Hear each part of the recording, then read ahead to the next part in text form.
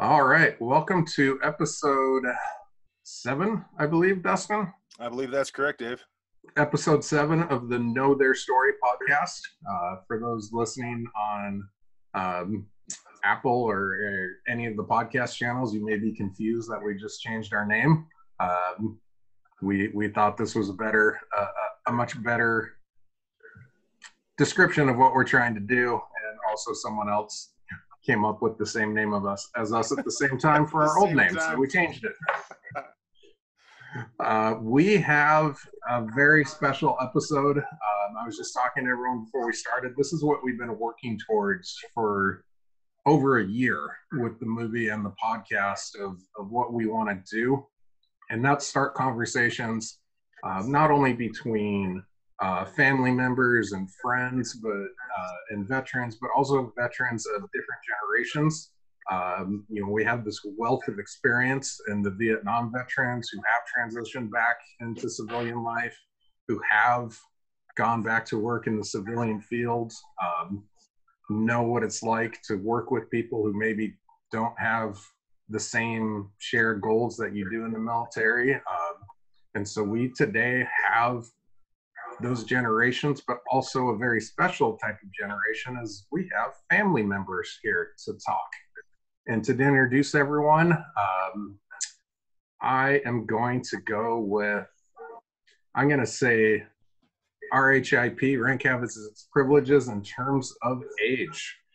So our first guest served in the Vietnam War as a LERP Ranger with Hotel Company Rangers, was a team leader, served with great distinction. We've had the honor of talking to him many, many times for the movie and enjoyed his great hospitality.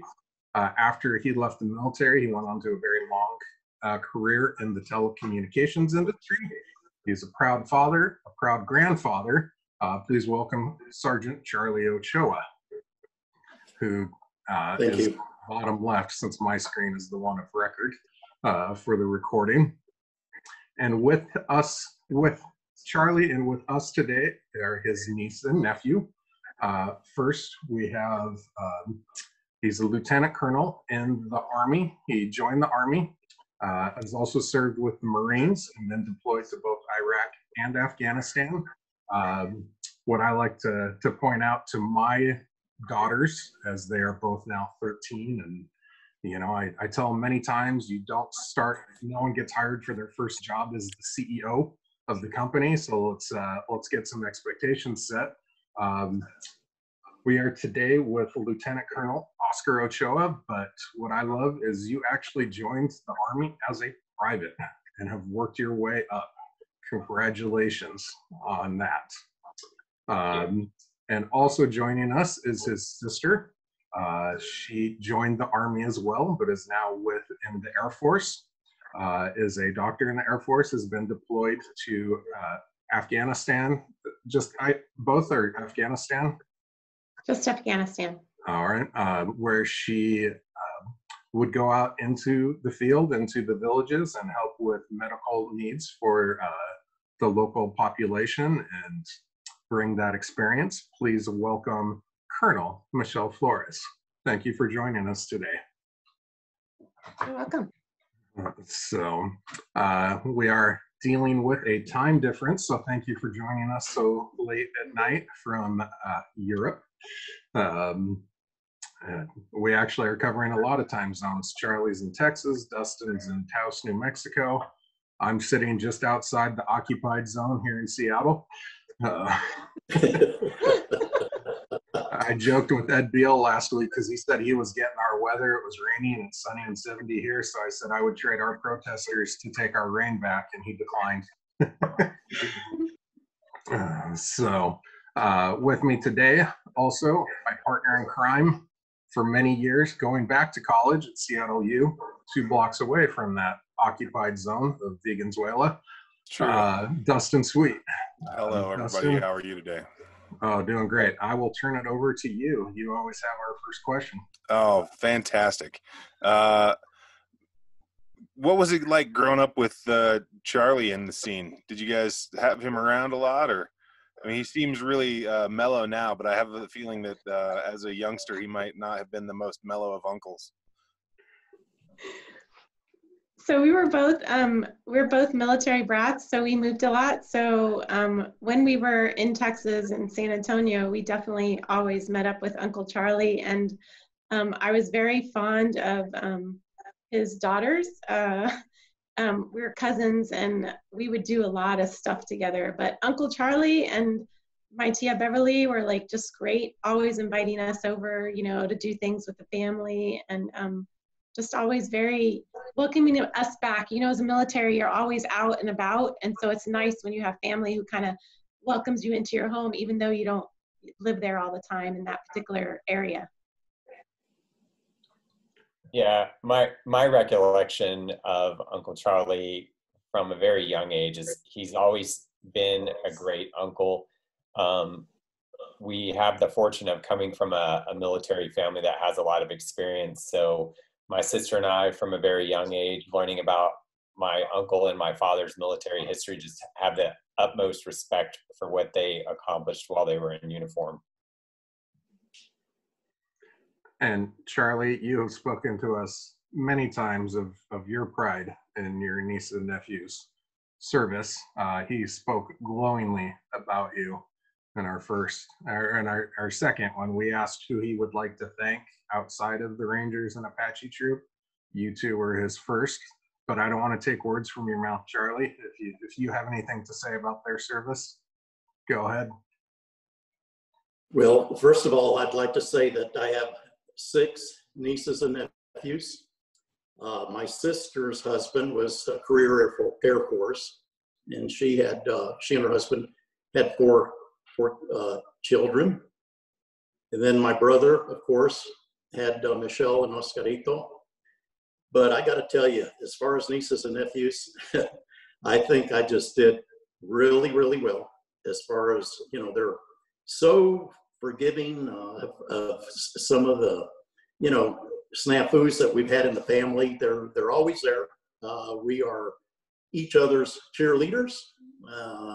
It's certainly just a real pleasure to have them around, and so proud of their service to our country.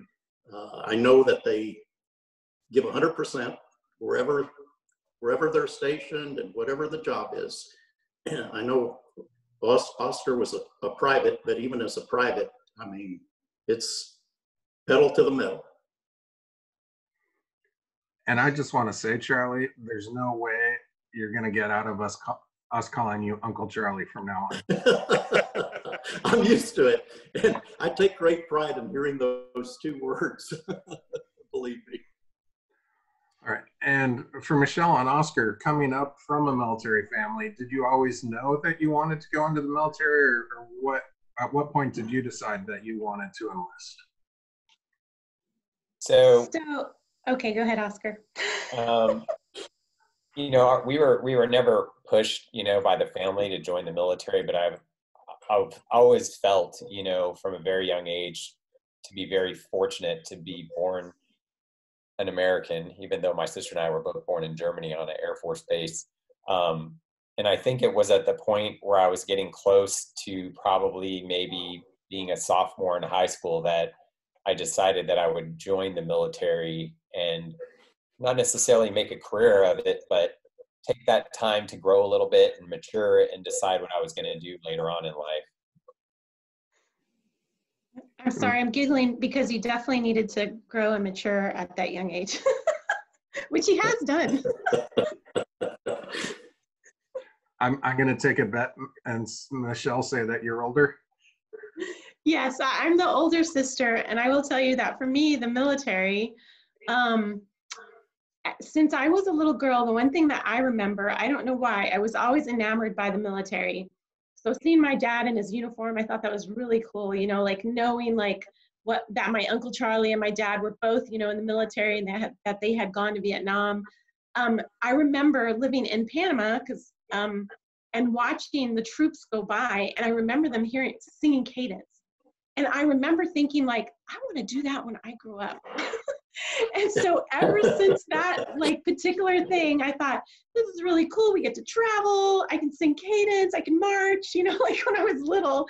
So it was always in my head, you know, that I thought, okay, I want to join the military.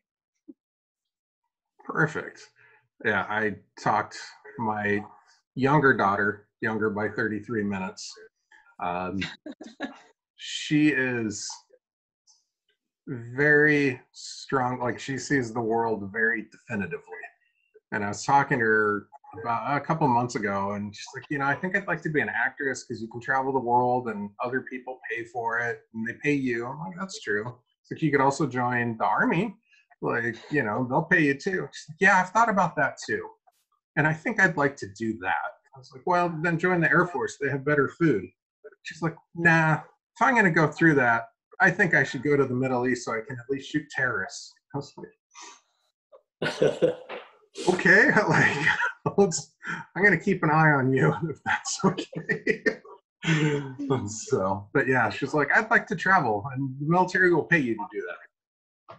Okay, all right. So growing up, and your father was in Vietnam as well, correct? Yes. Yes.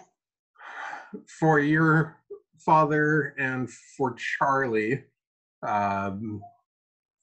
did they talk about their service that much when you were younger? Or, I mean, obviously you knew that they were in the military, but about how old, or did it even happen that they would tell you more about Vietnam?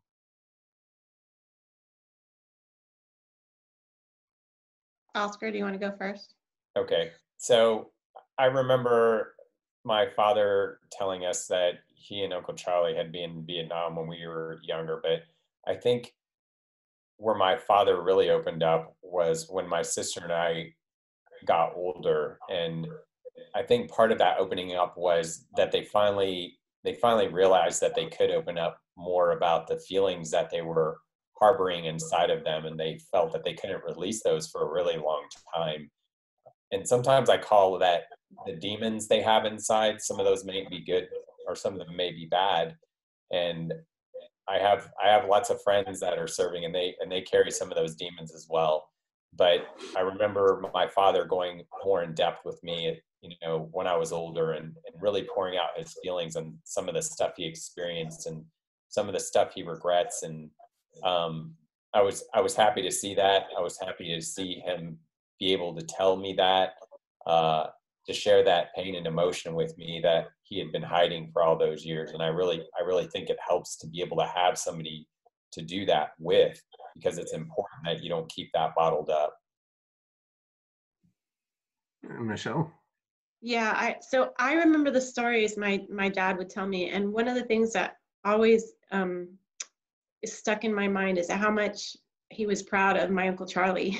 He always talked about Uncle Charlie and what he did, and you know, everything he did in Vietnam, and how they were both actually in Vietnam at the same time, even though they weren't supposed to be. And then he'd talk about his job, you know, like as a military police, because they were not always the most liked folks on the compound, because they had to like make sure people weren't, you know, using drugs or weren't doing the things they weren't supposed to do. And so sometimes people were quite angry with them and even threatened their lives, you know, as military police. So yeah, I just remember the stories. Definitely my dad would like tell us, you know, stories about things, and about things that happened. And my brother's right, like, especially as we got older, it seems like, you know, he started to open up more and tell us more about what happened. And Charlie, from your perspective, what was it like, or for you, you know, not just talking about it, but even with family members, was that an extra step of wanting to not have to tell them what it's like, or what, you know, what was it like from your end to start talking with family?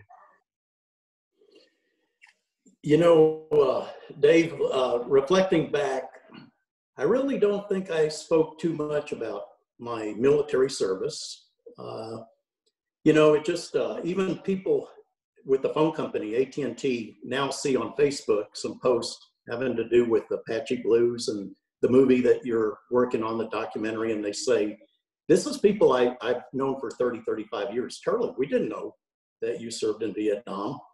But as far as, nieces and nephews, I kind of looked at it because there are two nephews that I've got, male, the nephews that I just didn't want them to feel or be obligated or in any way trying to join the service.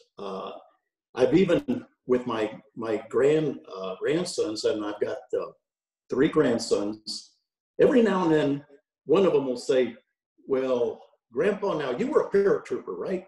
Yes, but it's not, they didn't get it from me. They got it from their mom, our daughter, Adriana. So I was always kind of a little, I don't know, hesitant to talk about my service in Vietnam. But within the last probably 4 years is when now it's not something that it bothers me. Less and less it bothers me, I guess, some of the things that I experience. Dustin? Oscar, what was it like rotating between the forces, between the Army and the Marines? Did you do that in country? Did you do that back in the States? How did that come about? And Michelle between Army and Air Force. And Michelle between the Army and the Air Force. I just assumed that she was like, I want to go deal with the Air Force. I'll see you later. They have better food.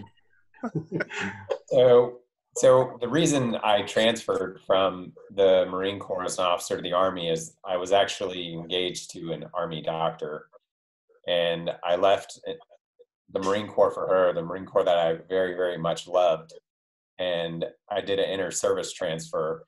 It was a little bit of a culture shock.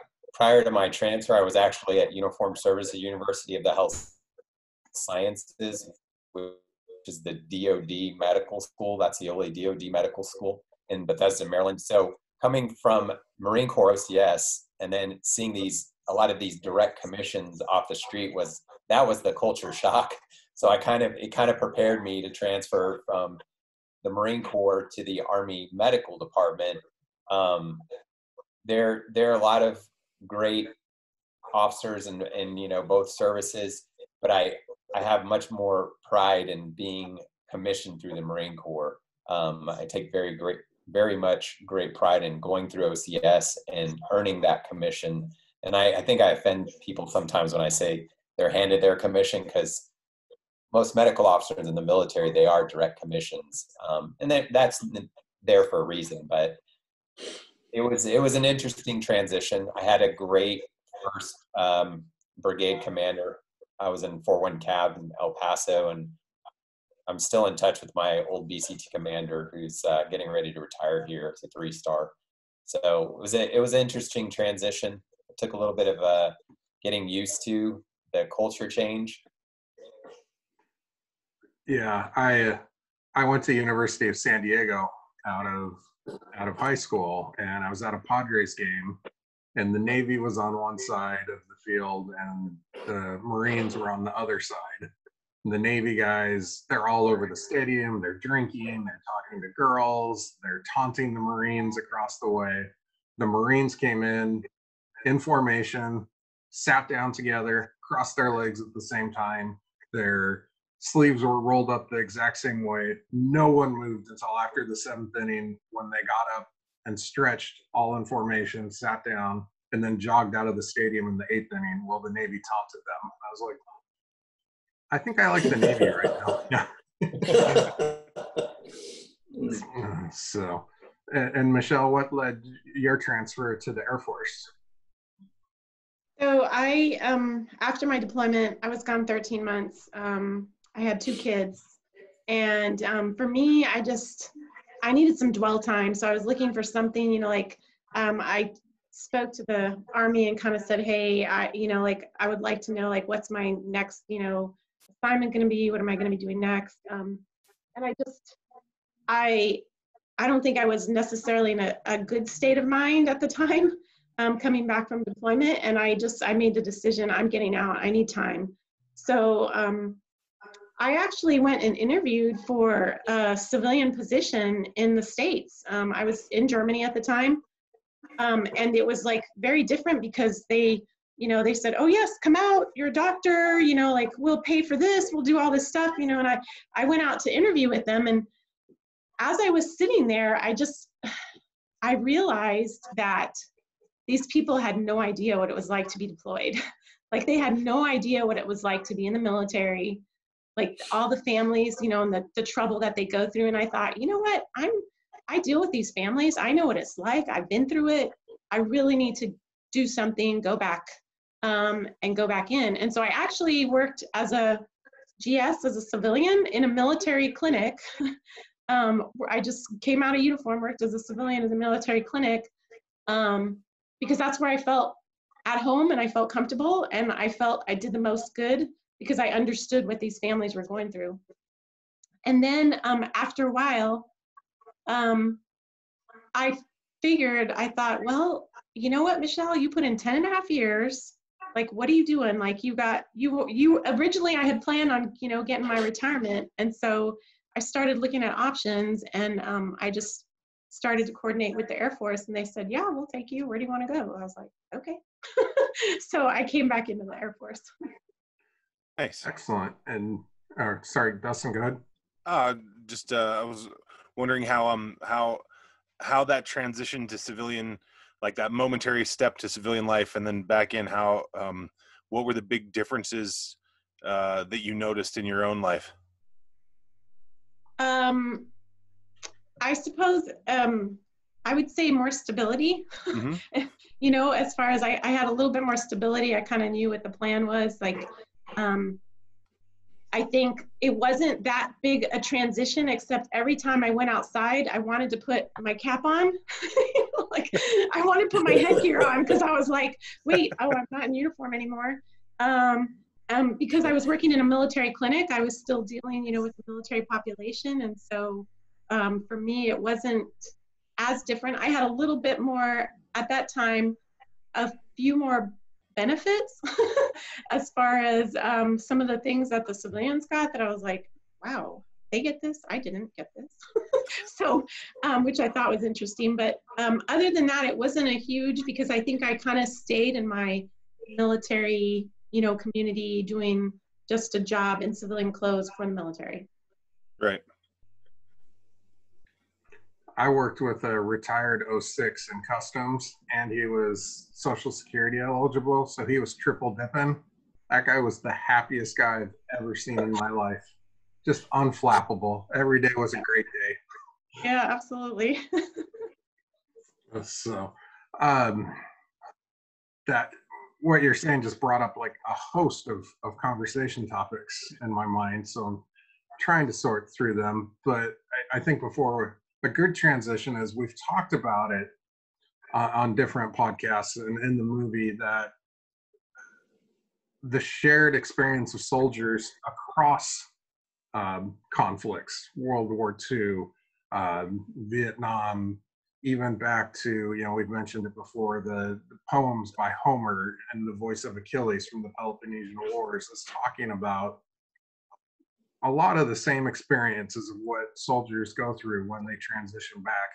You were saying you were maybe not in the best place when you came back from the Army, and I don't want to make any assumptions, so we'll dive into it, but having talked to your dad and what he's talked about, or Charlie, over the last couple of years, do you guys see some shared experiences between your generations and where you served and he served? Have you found any commonalities like that? Well, I think there are some shared experiences, and some people might find this offensive when I say this, but I think we actually had it somewhat easier being deployed in this generation because we have internet. We had a lot of luxuries depending on where you were. I mean, I wasn't on a small cop with 40 guys. I've been to small cops, but we weren't waiting. Things were much more instantaneous when it was communicating with a family.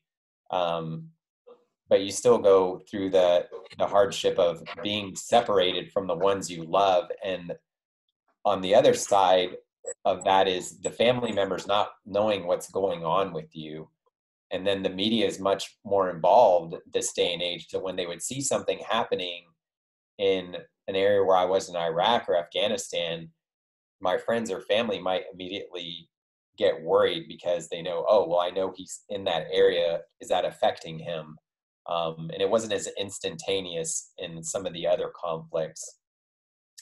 But we always will have the shared bond of losing friends that we have memories with that were very close to us in conflicts. I think everybody in my family, between me, my Uncle Charlie, my sister, and I, have lost people that we cared about, you know, defending the cloth of this nation.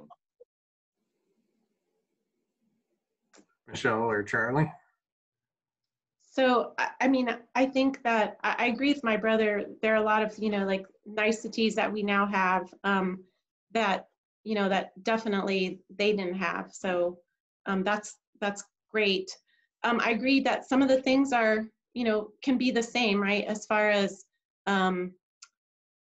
still the uncertainty, you know, going into a war zone, not knowing what to expect, you know, like, I mean, for me, it was like, I guess a little bit different in like treating, you know, patients or treating landmine victims, you know, like you talked about before, you had mentioned prior to us getting on this about, you know, children and landmines or getting, you know, IDs. And so we'd see those folks, like we'd see those kids, you know, that would come into our facility. So I think like you still have to deal with some of those, you know, feelings that you have when you're deployed. And I don't know, but I never asked like Uncle Charlie or my dad, you know, like when you came back, like, how did you feel? Like, did you feel, because I felt like I was kind of out of body. Like I felt like I was a zombie. I felt like a zombie, you know, for several months. Like it was hard for me to reintegrate with my family. I mean, you leave your family, which is difficult. And then you actually make another family, right? So my clinic, my medics, they were my family. They were, you know, for 13 months, like we were together for, well, 12 months there. And then I had to stay an extra month, but we were all together. We went through a lot of, you know, hardships. We like lost one of our medics from an IED, you know, so you go through all of these emotional things that tie you closely together. And so yes, it's, you know, sometimes hard when you come back because you're like, wait a second, I just left another family. I'm back with that family, but they were my family too, you know? So it's just a little bit odd. I can't even imagine, you know, like Uncle Charlie and, you know, like as far as those who like have to like be in combat and, you know, kill other human beings and, you know, how that must be difficult for them. And just watching some of the podcasts that you've done before, listening to those guys, I was just like, wow, that must have been, you know, very difficult for some of them and some of the things that they definitely went through. So, yeah, I think some of the things are are the same, but I don't want to like, for me, like, it seems like so much greater, like the things that they went through, because I wasn't in, you know, direct combat. But yeah. Well, like I said before we got on, all of our veterans we've talked to who were shot and ended up under the services of the doctors and nurses, utmost respect, but also they will say they have the respect for you because you deal with the aftermath of combat every day compared to, yeah, they got shot and they didn't like that experience, but they got better and got to walk away from the hospital. So they have the utmost respect for what you did. But I will say, Charlie, she said she never asked you what it was like to come home. We got you on the line. What would you like to say to that question and what she was just talking about? Well, as you know, Dave, Beverly and I were pen pals, for lack of a better word, when I was in Vietnam, and we started writing to each other and everything. And I was always real positive with the letters, writing home. But when I was released from the military after 33 months, I came home, and we're sitting in the living room, my dad, my mom, Beverly, and I, with the television in the background. Walter Cronkite comes on the evening news, 5 o'clock or so here in San Antonio, and he talks about the casualties for the day. There were medium casualties, so many killed, so many wounded, this and that.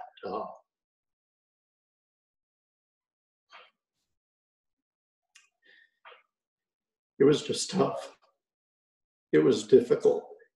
After that first week, and my parents and Beverly, they just kind of like, they're stunned.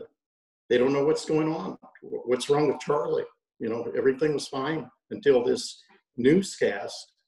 But I got to tell you though, I did manage to transition, and I think going to college and starting a career with AT&T kept me so busy, and starting a family.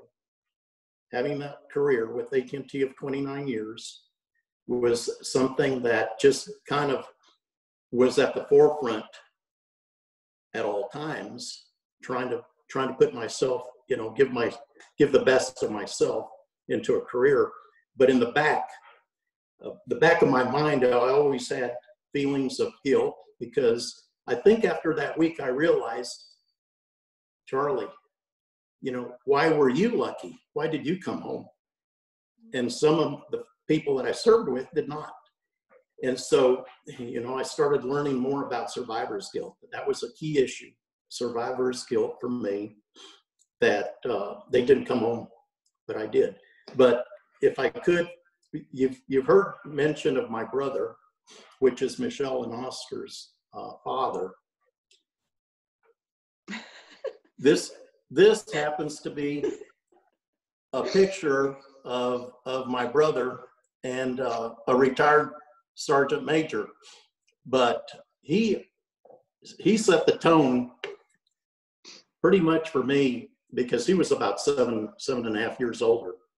And when he went in the Army, I was, I guess, probably in high school, and I just cried. And I was a sophomore, I think, 10th grade.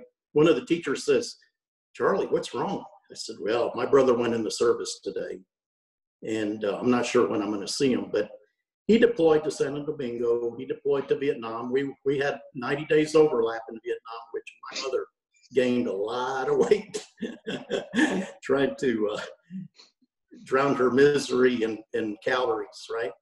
But Oscar was always, which happens, my brother's name Oscar and my nephew's name Oscar. But anyway, my brother always served with airborne units most of the time in his career. And he was part of the 173rd Airborne Brigade stationed in LZ English in Vietnam. And I never did get to see him in Vietnam. And one of the reasons I volunteered for Vietnam was because they had a daughter, and that was Michelle. She was about 3 years old. I said, if I volunteer, then my brother doesn't have to go. Well, I'm over there, and I get this notification letter. By the way, your brother's also in Vietnam. What? Okay, I get it. He's a career soldier. But just a real quick note here. I was in Benoit as a recruiter after I got out of the field, and I was recruiting for our company for Rangers. And it was the end of August, 1970.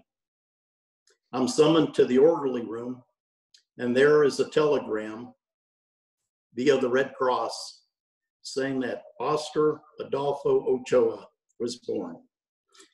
And to see Michelle and Oscar go from toddlers to where they are today gives me just unbelievable pride. I hope you can tell that. But anyway, Oscar, I was elated. I said, well, this is great, you know. But anyway, I kind of danced around your question, Dave, and I kind of lost track of it, but I think those were some good points that I wanted to make. No problem. We're used to you dancing. Michelle? So the one thing I wanted to say, I think one of the things that was really different also is that most of us now that are in the military are supported by the American public. So like when I came back from Afghanistan and I was in the airports, and like people knew I was in the military, it was like, people were very grateful and were very thankful. And so we see that, for the most part, I think the majority of the American public is very supportive of the military. And that's something that I think was very different, especially for those who were in Vietnam, that they didn't have the support of the country. And so I can't even like imagine how hard that must have been for them as well, to have to come back then to somewhere where you're not really supported when you get back. Well, Charlie has told us he was very thankful he came back through Texas and not Berkeley. Dave, if I could, I'd like to, something triggered my mind here with the question you asked about shared experiences. Go for it. So, okay, so, I don't talk to Michelle and Oscar as often as my brother does, but I can assure you through him, I have known everything or most everything that's gone on in their careers from the time that, for example, Oscar was a private in the Army, and there was a picture of him with a steel pot and a poncho liner or a poncho that you would never think, well, this guy, he's on the track for lieutenant colonel. Or right after medical school, and both Michelle and Oscar are graduates of Baylor University. So Michelle got her MD, and then Oscar received a Master of Science, I believe, in hospital administration. You can correct me if I'm wrong, Oscar. It's okay. Healthcare administration. Okay, healthcare administration. Very close. But the bottom line is that as they progressed through their careers and were deployed, like Oscar in Afghanistan and Iraq, and then Michelle in Afghanistan, and the job duties, the job responsibilities, I mean, I was like in awe of what they did. Oscar going outside the wire, the perimeter on patrols, and then Michelle surrounded in these, or a convoy of little Toyota pickup trucks going up into the rigid mountains of Afghanistan to no man's land, and the special forces setting up a perimeter, and here come all these people on donkeys for medical help. And I guess with Michelle was a veterinarian to take care of their, look at their animals that were ill and all that. That to me is, I was just in awe, and I would hang on every word that Oscar, my brother Oscar, would tell me about their deployments and what they were going through, because although I wasn't there, I had some idea of the dangers that they were in, and also their commitment to serving our country. It's unyielding commitment that they've had, and I think that's just remarkable to me. And I'm actually going to open this up a little. Like we're talking, Dustin and I kind of feel more like moderators this week rather than interviewers. We would like to open it up to this wealth of experience Charlie has for any questions Michelle or Oscar you may have that you're thinking about for when you do transition, or your friends in the military who are close to transitioning. Anything that you wonder about. I mean, you had a brief taste of that, Michelle, going into civilian life and working the GS scale. Any questions you have for Charlie about what it was like to go back to working at AT&T with people who didn't share that Army experience or that shared purpose? So I'm going to open it up if either of you have questions for Uncle Charlie. So, I mean, I guess I would ask Uncle Charlie, like, my concern is, like, how do you view those who maybe have a negative image of the military, or, necessarily don't understand what the military does? How do you deal with those folks? Well, I kind of view it as, I kind of feel sorry for them in a way. I did have a boss that was kind of indifferent to the military, and I just made one passing comment. But I said that's too bad. That's very sad. That's very sad that all the freedoms that are being enjoyed here in the States are as a result of sacrifices that people made. I mean, there's military cemeteries all over the U.S., and there's, in Normandy and all that. And I just kind of block it out, I guess, and tolerate it. I'm not going to change their mind, and that's okay. They're free to think what they want. So I have something like funny that I recall.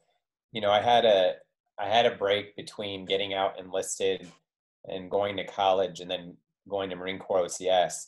And I remember after I got out, I had gone to the mall. I believe it was, it may have been Sears, to interview for a job in the portrait studio. And the gentleman there that was interviewing me asked me, what kind of experience I had. And, when you're a young private in the infantry, it's not the most marketable. Yes, you can market it, but he said to me, and I'll never forget this, he said, "So you haven't had a real job yet?" And I was dumbfounded by that comment. I'm like, wow, I can't believe this guy who sits in a photo studio in Sears, is telling me that I haven't had a real job. I'll never forget that. Yeah, people just don't think about what they're saying. Like, that's just astounding, really. I was going to say that. Yeah, the other question I had for Uncle Charlie was, like, how important is it, do you think, for, those who've been in the military to kind of seek out, once they're out, support groups or others who've been in the military, things like that? I got to tell you, I think that's essential. That is absolutely essential. Even today, I have a breakfast group, and it's 5 veterans, and I get together on Thursday mornings about 9 o'clock for about an hour and a half, and we talk. And, it just kind of gives me a sense of comfort. It gives me a sense of comfort that we have, as Dave mentioned, shared experiences. And it's not, all of our conversation does not center around the military and what we did. But, it might be as simple as, "Hey, guys, I need a plumber. Who do you use?" Something very,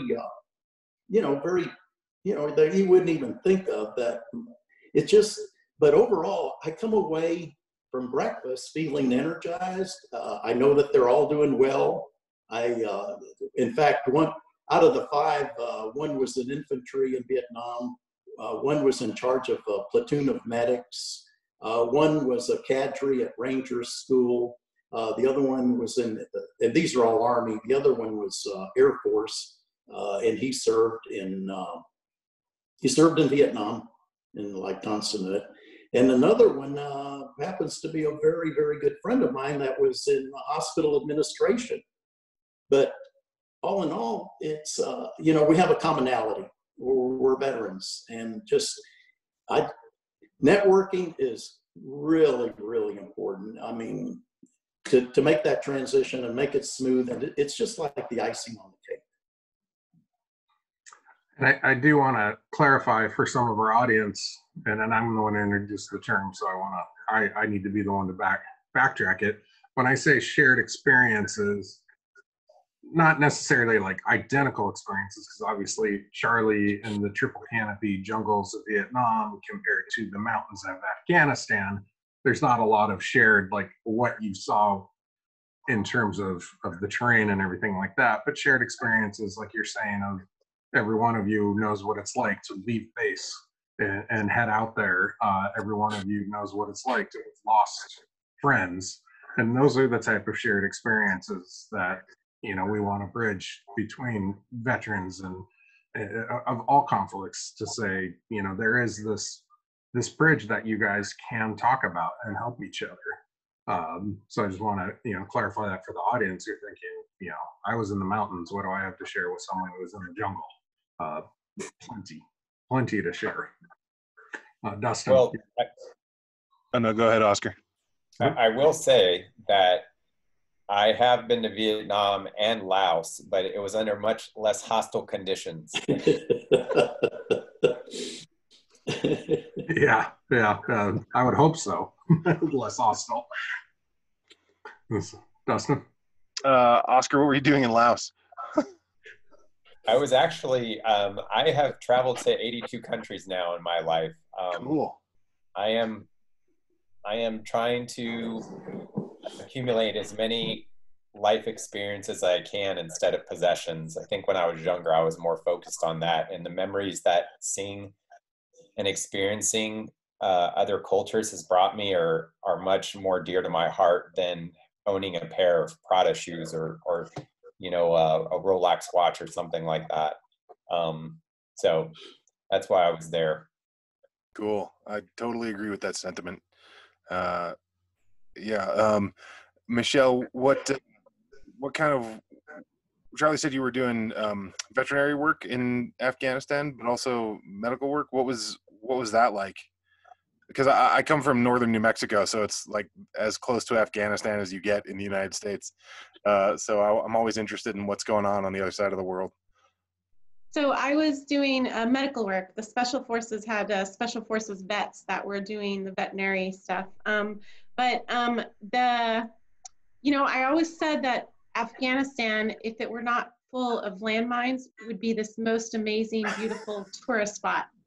Because it's actually quite beautiful. The mountains and, there's the Bamiyan district that's like amazing. Like we'd go up with these, Special Forces guys who were taking us to different camps, and we'd get up and there's just white snow everywhere. And then you'd come down into the valley and there's all these beautiful apricot trees. And it was very interesting though, because you'd look at the landscape. I remember one time we flew in because we were going to stay with a Kiwi camp, and we flew in and they opened the back door, and we didn't see anything. Like the landing strip was totally clear. And then all of a sudden you see all these little kids coming out of the mountains, like they're running towards the plane, like all these children are like coming to see like, hey, the, American soldiers are here. I saw a lot of interesting cases, I would say, like as far as I by training am a pediatrician. When I was in Afghanistan, I saw adults as well, but I saw a kid who had a broken leg from like 3 years ago that had already healed, and he had to walk on that leg, I saw a mom who came in, she took off her burqa, and underneath her burqa with 2 little babies, like, like one you could tell was very healthy and the other one was very thin, and I knew was going to die. And when I examined the baby, I could hear, I was like, oh, this baby has a heart condition, they're not going to make it, and of course everyone thinks like, as Americans, you're the saviors, right? You guys are going to save us. You're going to get my sick kid out of here. You're going to take care of my child. And for me, that was very difficult, like wanting to take all these kids home and knowing that, wow, I could easily get care for this kid, in the States, but we couldn't take everybody home. Like we couldn't take all the kids home. And so that was difficult. And we've talked about, we've asked a couple of veterans, are you the ones who declared war on Vietnam? And of course it's our governments didn't get along, and now in these cases, our government's not getting along with certain factions in Iraq and Afghanistan. But for you, dealing with the people of Afghanistan, what's it like, when you get down to the nitty gritty? Like, not everyone obviously in Afghanistan is a hardcore, violent, true believer. If you weren't there under wartime conditions, would you have found that much difference between going to, countries? That's not the best wording, but I hope you get what I'm saying. So we had Afghan translators who were from the States. So they were Afghans who had agreed to come to Afghanistan to be our translators. And I think their perspective was probably best, because I would talk to them and ask them, how do you see Afghanistan now that our presence is here versus before. And they definitely noted improvement. Like, you know, there were girls that were going to school. There were, you know, like a lot more freedoms that were visible prior to, they were there, like when the Taliban was, you know, like in what was ruling. And so they definitely saw a huge difference and noted, you know, like definitely that difference. I mean, there's still a lot of things, you know, like, I mean, overall, when we drive through the city, you'd think like, okay, it's like some of the other cities that I've been to, like maybe, you know, like Kathmandu, or, you know, a little chaotic, people everywhere, motorbikes all over the place. But yes, as far as like, I think there had been a lot of improvements that they had noted with our presence there. I'm not sure how it is now because it's been a while. And yeah, it changes. Oscar, yeah, you've been all over the world. What's the thing you notice culturally that kind of holds all of us together? What kind of shared values have you seen? So regardless of where I've been, I think humans in general want the same basic things. They want food on the table. They want a better future for their children. And they want to live in a safe environment. They used to catch some of these guys downrange, whether they be in Iraq or Afghanistan, that were planning IEDs. And they were like, why are you doing this? And they were like, I was paid $500 and I need to feed my family. And it wasn't anything against the coalition. It was about survival of their family, Right. getting food on the table. And some people are put in unfortunate circumstances. But like I said, I think across the world, wherever I've been, those are the same basic needs. And even though I've seen some bad things, I think my dad and my uncle have seen worse things than my sister and I. We've seen different things. Most people are good in general. I still have that faith that society is good as a whole. There's always going to be bad apples wherever you go, but you know, and we're also very fortunate to live in America. Even though we have our own problems, we have a lot to be thankful for. And I think sometimes people that don't experience stuff outside of their box forget that. Charlie, I'm going to open it up to you in terms of any advice that you have that maybe hasn't been covered in terms of transitioning. Or I always remember the quote from Gary Qualley, how he had trouble coming back because, you know, his boss would tell him to do something. And he said, God, I was in charge of a whole platoon of soldiers in firefights, and this just doesn't, you know, I'm paraphrasing his words, doesn't float my boat. This doesn't seem that important. Like, how did you transition to AT&T and sitting, I'm assuming, behind a desk? Sure. I think today is if you take maybe the 18 months before you decide to leave the military and transition to a civilian job, I'm assuming that Oscar and Michelle are going to take jobs after the military, whether civilian or whatever, rather than just sit home like I do and retire, right?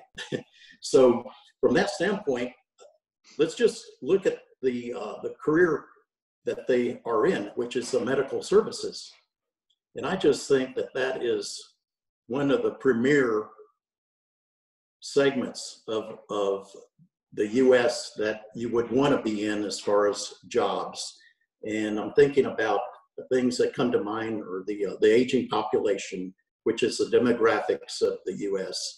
People are living longer now. So, you know, our medications are improving, our quality of life, before this pandemic anyway, was on a good track.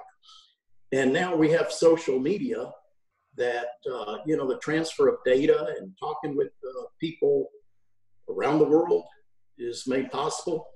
I just think that they're in a prime occupation right now for them, for whenever they finish the military. And, you know, I'm looking, if it was me in their shoes, I'd look at 18 months before leaving the military to establish networks with people that are coming out of the military and going into civilian life. Where are they going? What sort of jobs? Keep in contact with them. And, you know, and then select what city do you think you want to live in? I mean, is it San Antonio? Well, San Antonio is the hub for medical services. We've got, Fort Sam. We've got Audie Murphy Veterans Hospital. It's a big regional center here, and they even do research at University of Texas here in San Antonio.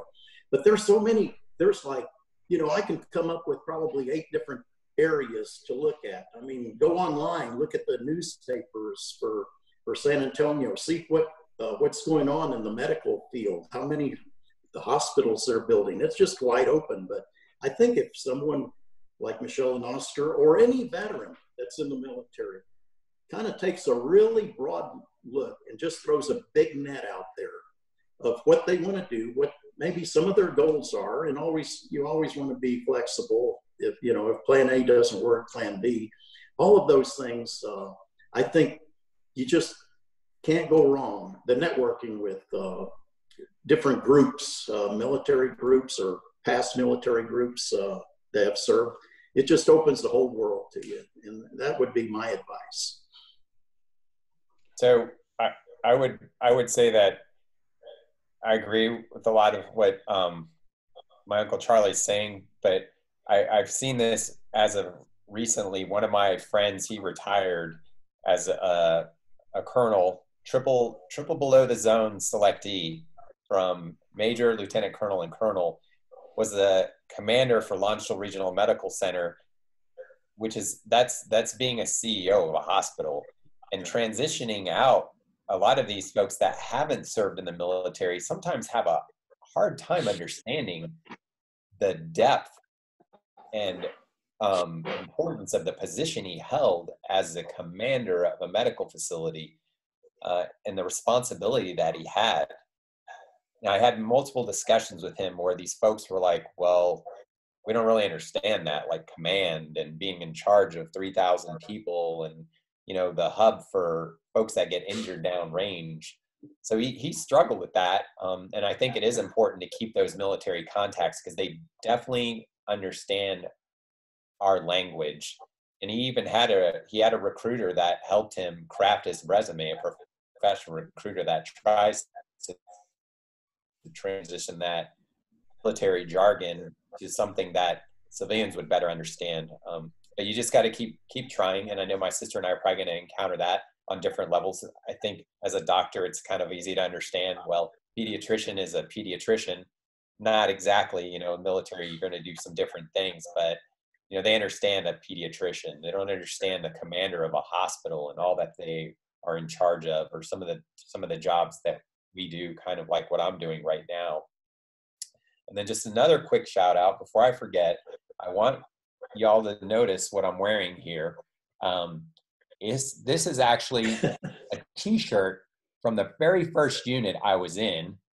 I was in 105th MI Long Range Surveillance Detachment at Fort Polk, Louisiana, when I was a private, and this is from my unit. That's great. We've been to Tigerland 3 times, and man, that heat. That's all I'll say. That heat there. That's a crazy place, man. Congratulations on making it through that. But I am not a Ranger. I was just in the Lurch unit there. Right. Okay. Which is, very close to what Charlie did in Vietnam with the long range patrols. I just go ahead. Oh, I was going to say something. I agree with my brother. I think it's really important that we have to translate what we did in the military and make sure to kind of spell that out for folks who are civilian, because they don't really understand, a lot of folks have management skills. They manage people, they manage lots of things in the military. And so they really need to make sure to put those things on their resume. And I will tell you, one of the things that I'm struggling with, having my 20 in already and kind of going along saying, okay, what's my next thing I'm going to do in the military? Where's my next job going to be? Is the fact that once I retire, I am so used to moving every 3 to 5 years. It seems so foreign for me to think what? I got to live somewhere the rest of my life?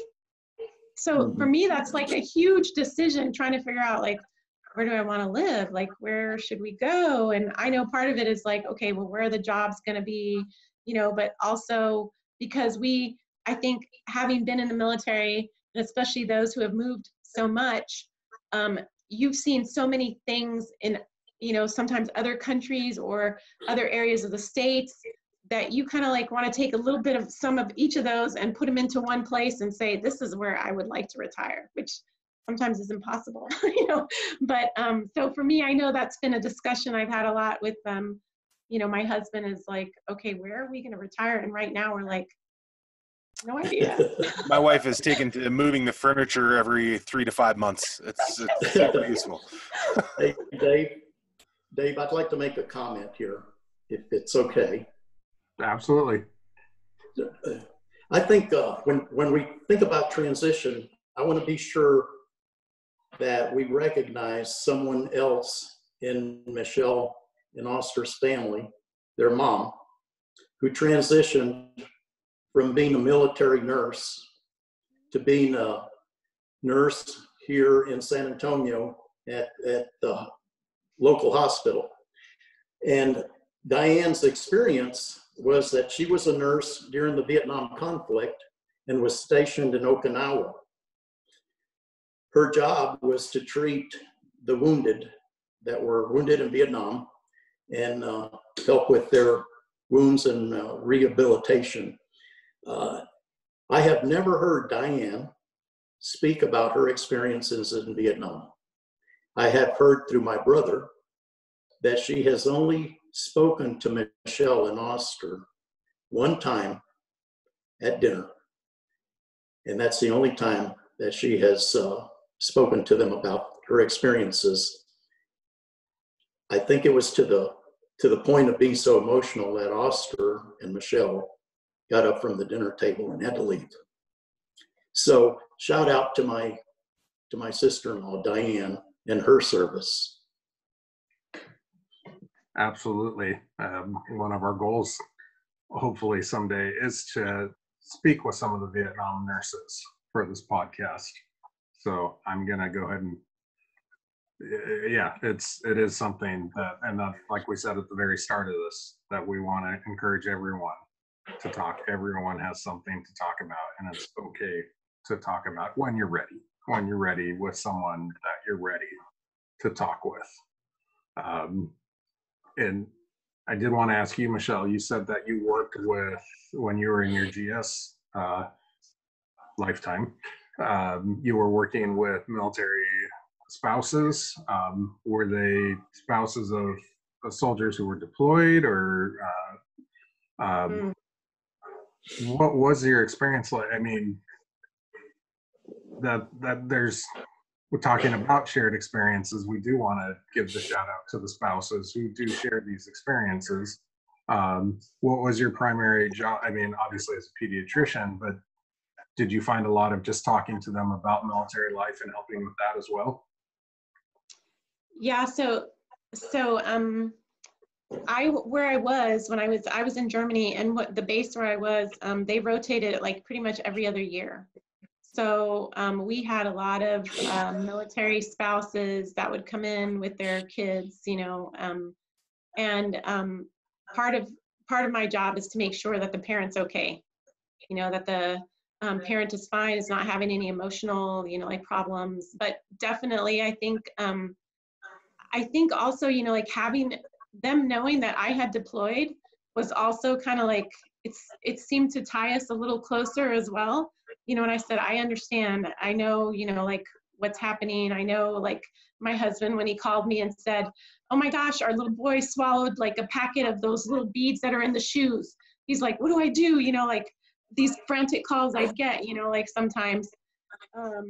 So I totally understood. And I've always been like very, I would do, like I'll bend over backwards for military spouse, because I think that they're extremely special, that they are super strong and they're so resilient, and I just like, so if somebody would come late to the clinic, maybe somebody would come late, they'd check in and somebody'd say like, this patient's 20 minutes late.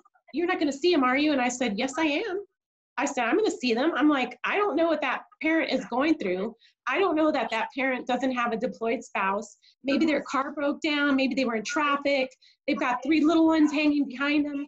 You know, so the military spouse is just like, you know, amazing. And I have to kind of give a shout out to my husband too. Like, I wouldn't be where I am if it weren't for my husband. He took care of our kids for 13 months in Germany without any, you know, support. You know, like, you don't have it for the military, like, we don't always have that family support there, because sometimes we're really far away, and sometimes your family can't always be there for you. So that makes it a little bit more difficult too. But definitely, I just, yeah, the military spouses for me, that's why it's so important. Like, as I, you know, think about retiring, I really think I'm probably going to work at a military clinic, because I just have such a heart for, you know, military spouses and the families, and I know what it's like. Michelle, I got a question for you. I know the answer. For some of the new moms, you as a pediatrician, would you ever give your cell phone number out to these new moms? I did. Yes, I did a lot. And it was funny because I just recently, I was giving a presentation here for Region at one of their medical conferences.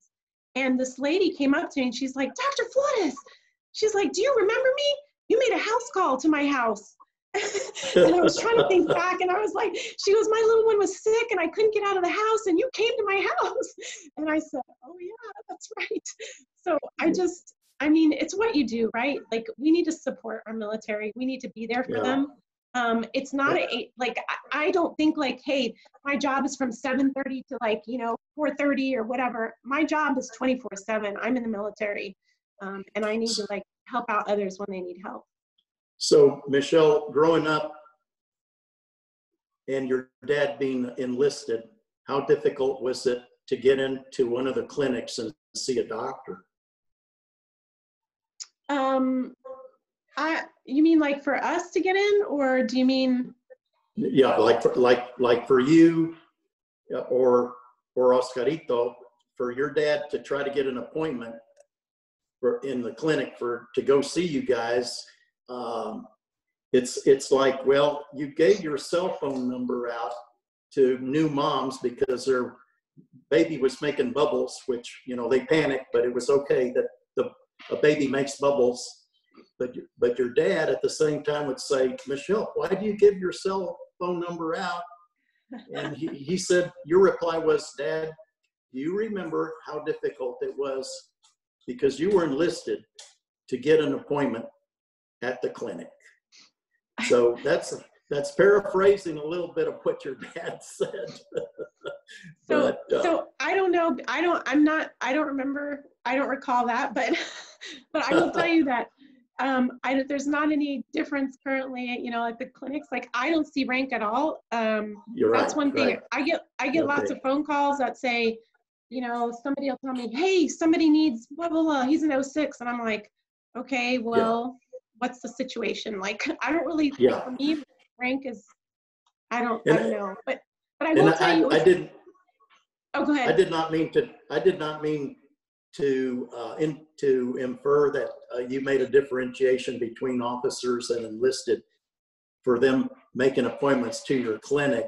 It was based on his experience, I guess, in trying to get in to see a doctor, that you as a little kid remembered, hey, this is hard to get in to see a doctor. So I'm in a position now, if I want to give my cell number out to these new moms, I'm going to do that. Or I'm going to make a house call, which, you know, it says a lot for your commitment to being a doctor, I guess, and really what's the driving force for that. So hats off. Thanks. I mean, I think that the military has been such a big influence in our family. You know, like, it's been like a huge, it's always like, we're all really proud. Like, we're a super patriotic family. The military has definitely influenced my family. You know, I did, when I got promoted, one of the coolest things was I had Colonel coins and I gave it out to all the folks in our family who were previous, military, like for them to have a coin. And then another really cool thing was like, I actually got to promote my brother, which was really cool. It's just, I think some of our experiences. So for me, it's like, yes, commitment of being a doctor, but also a commitment to the military. That's why, you asked me like, I worked as a civilian for a while, and I thought, what are you doing? Like, why are you not back, in the military also, where you can have such a varied experience, right? Like, I'm just not seeing patients, but I'm also managing people. I'm doing, a lot of things, helping others in different ways, going to the school if they need me to, like all these other things that the military has provided, doing other med caps, going, to different countries to like do healthcare. The military just has provided, I think, all of us like so many opportunities. Well, and I want to ask a question, piggybacking on what Oscar was saying about his friend who retired and people not understanding that he was running a hospital.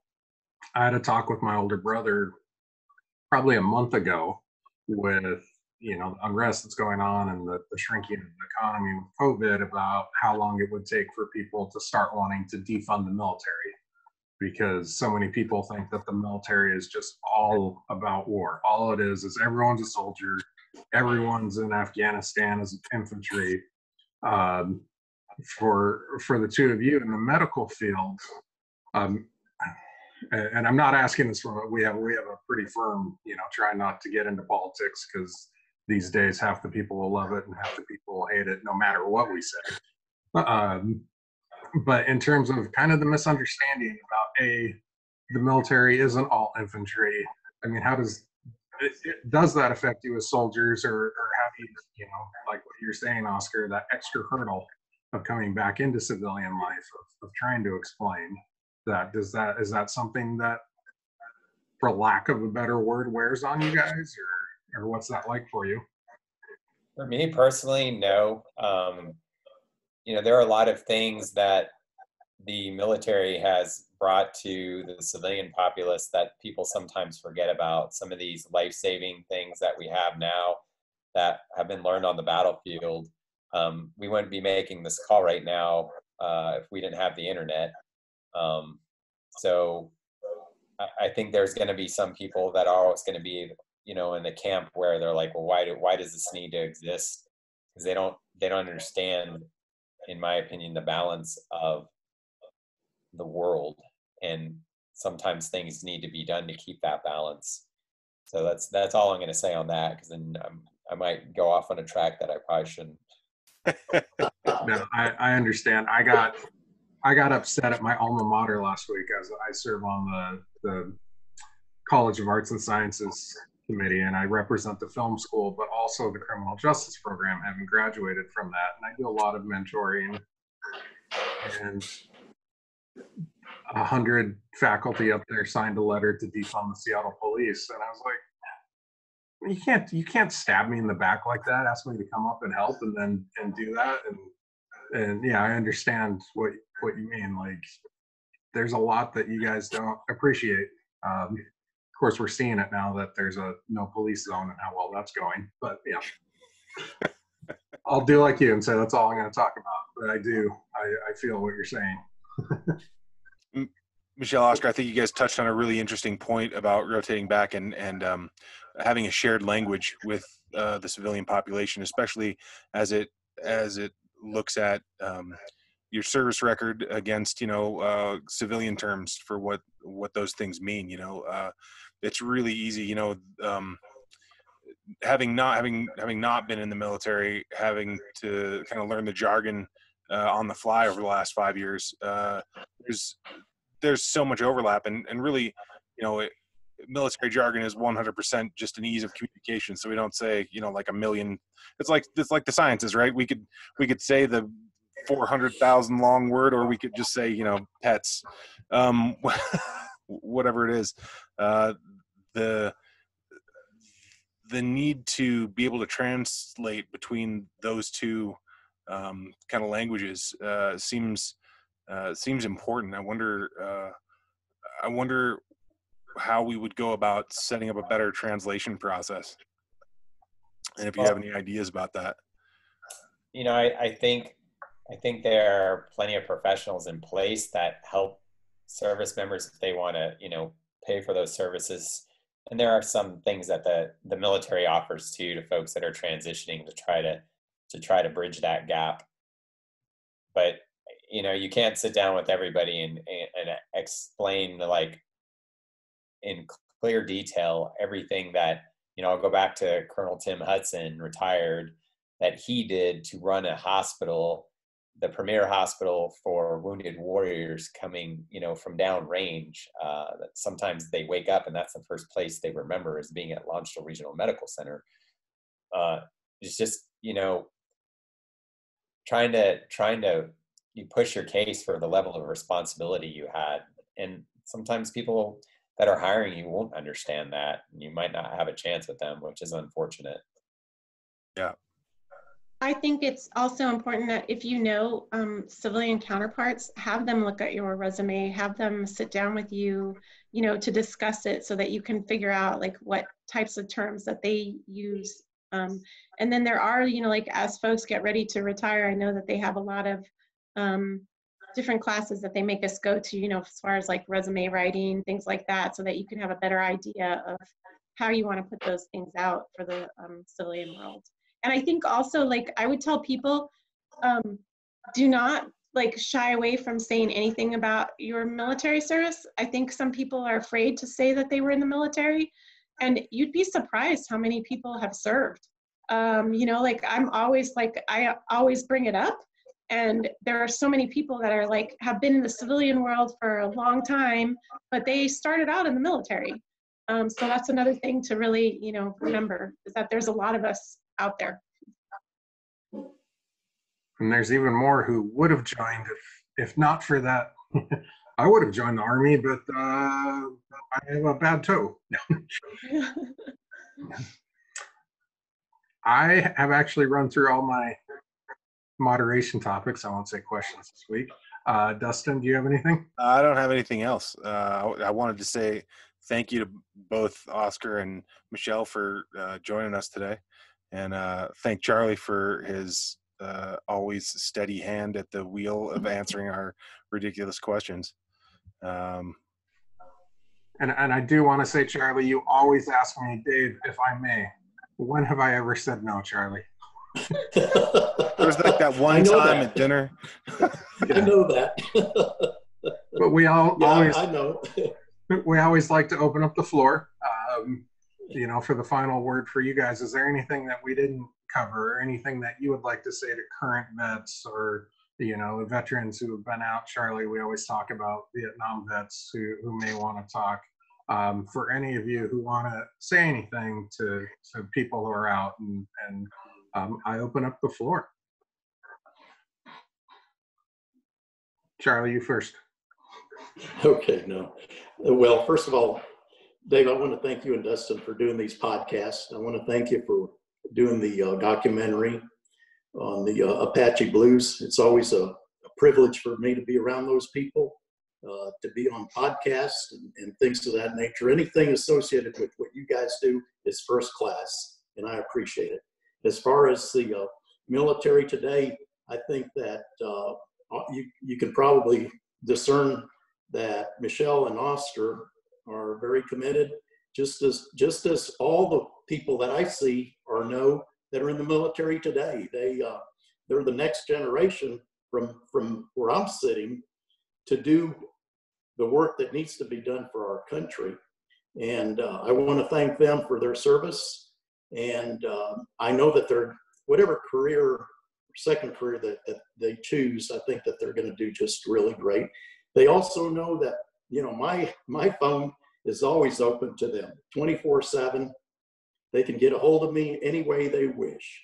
And that goes for all my nieces and nephews, all 6 of them, which some have been in Malaysia and they call me at 3 a.m. and whatever. It doesn't matter. I always want to be available to them. But again, I want to thank everyone.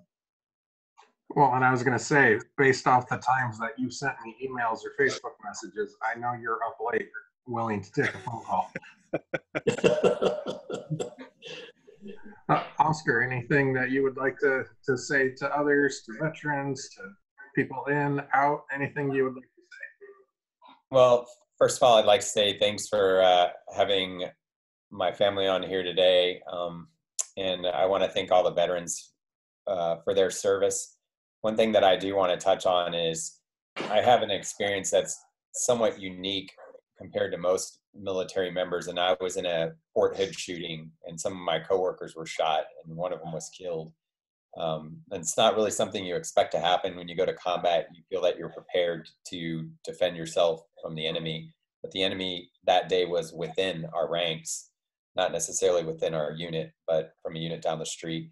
And what I learned from that is people react to traumatic experiences much differently. That experience didn't really affect me. In my opinion, I haven't felt that it has. Not that I don't have feelings, but I saw what my other coworkers went through and how it affected them. So you never really know how somebody's going to act to a traumatic experience. But the most important thing I feel is you need to get help and you need to talk to somebody, regardless of who it is. Even if it's just a friend, family member, sometimes even to a stranger. But you shouldn't leave that bottled up inside of you, regardless of who you are. If you're, you've got the power of tower on your uniform, meaning you're like a soft guy and you're double tabbed, you're still a human and you still need to talk. It doesn't even matter if you're a cook that, is an E2 that's seen something traumatic. Please get out there and talk to somebody.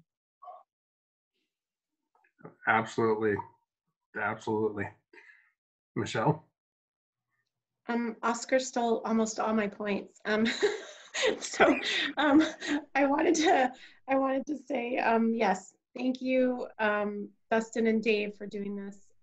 Thank you for sharing veteran stories and for putting that out there to help other veterans. I really appreciate that.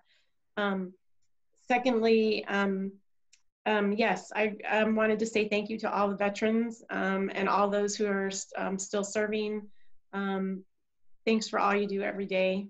It makes a difference and it means a lot to us. I want to thank my Uncle Charlie, my dad, my mom, my brother too, who I will often call for military advice because since I'm a doctor, I'm like, Oscar, what does this mean? What should I do about this? Like,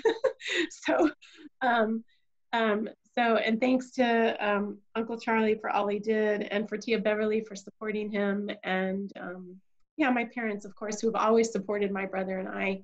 And I would say, a couple of things. One is rely on your family. I agree with, what my brother said, is don't be afraid to tell people when you need something, when things are not going well. There are so many services now that are available. Behavioral health is a big issue in the military, and so a lot of that stigma has been removed for folks, and so when they need help, it's better to reach out early than to wait. And lastly, I want to just say, don't forget the fallen, right? Roger Pena, my medic, who died in Afghanistan. Just don't forget, those people who have fallen. I know that every time I go to a memorial or anything like that, it's just very emotional, right? Just don't forget. I know for a lot of people, it's, it's a long time ago, but I think it's important for us to remember, and it helps us to support those today. Absolutely. And I would say that Oscar, I'm not going to say stole some of my points. He very much, of what I wanted to close out with, you've reinforced what we've been trying to say with this podcast. So many people we meet don't want to talk because they weren't in combat.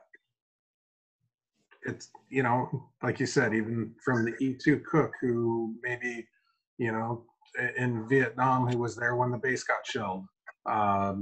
The donut dollies in Vietnam who had friends go out and not come back. There's plenty of things that people want to help with, and don't feel like you can't talk just because of your position.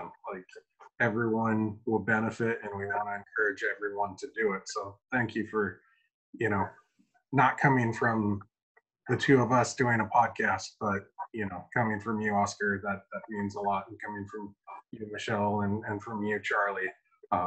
We just can't encourage this enough for people. Dustin, you want our sign out again this week? Sure. I'd just like to add, yeah, we've seen the power of talk and how it's helping the people we've talked to, and we've seen it over the course of the last 5 years change their lives. And I jump on that bandwagon of it's never too late to chat with your family and your friends. For those or too early. Or too early, yeah. Sometimes it's too early. Maybe get a cup of coffee in you. I don't know. I'm not that kind of an early morning person, as Charlie knows. If